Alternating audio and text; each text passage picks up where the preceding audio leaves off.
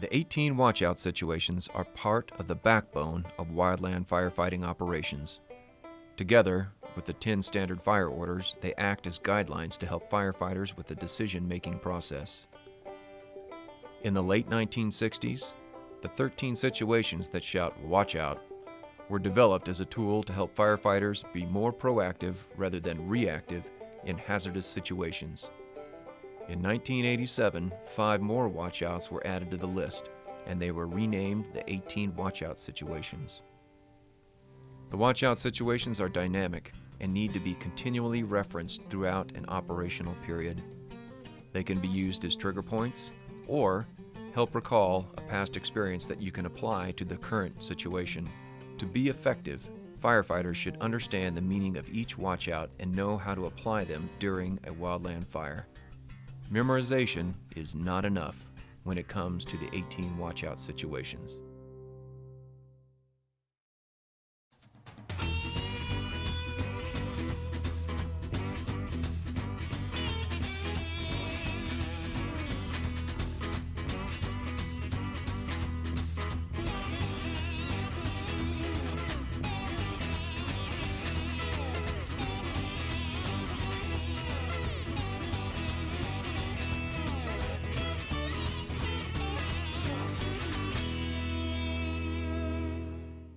It was 04:30 and the captain was not happy.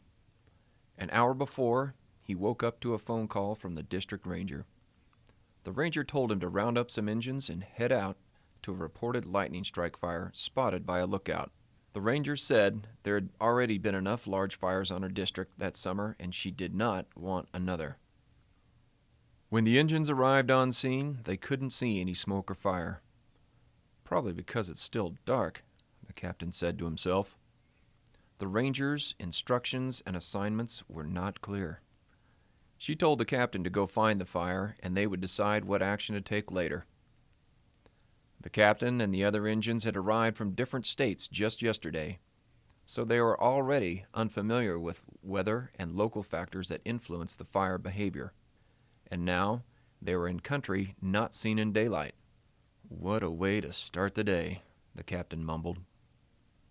The captain introduced himself to the firefighters and told them to split up and hike around to try and find the fire. He realized the firefighters were uninformed on strategy, tactics, and hazards, and safety zones and escape routes had not been identified.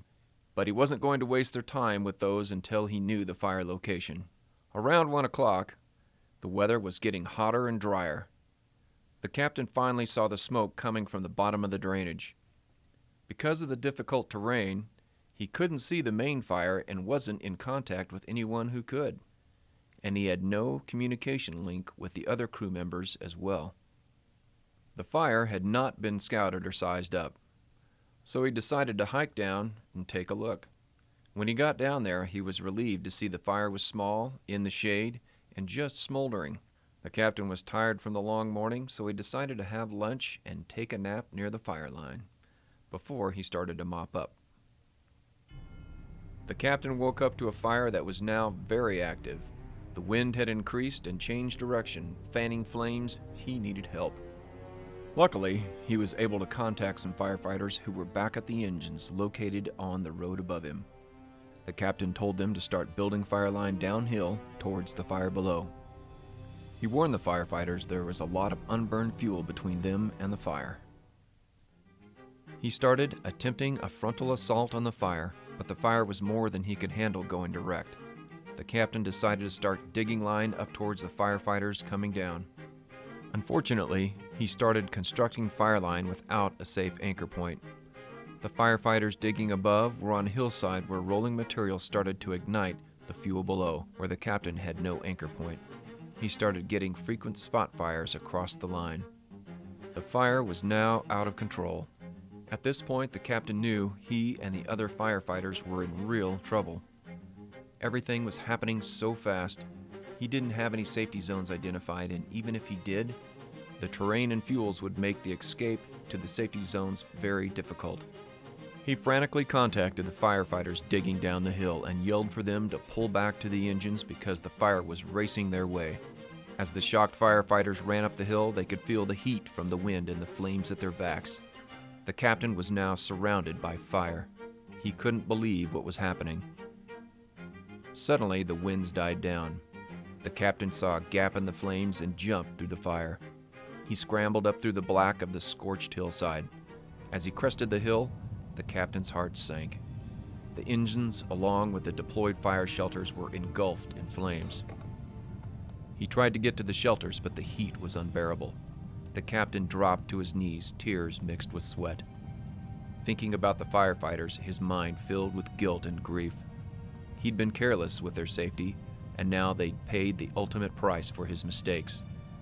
The nightmare had become reality. Then, out of nowhere, he heard voices. He thought it was his radio, but when he turned, he saw firefighters rushing through the smoke towards him. They had not been inside the fire shelters. The high winds had ripped the shelters from their hands.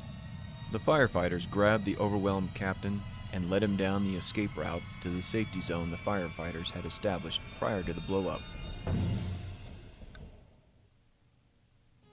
Looking back, the captain realized he took the 18 watchout situations for granted. He vowed never to forget the lessons he learned that fateful day on the fire line.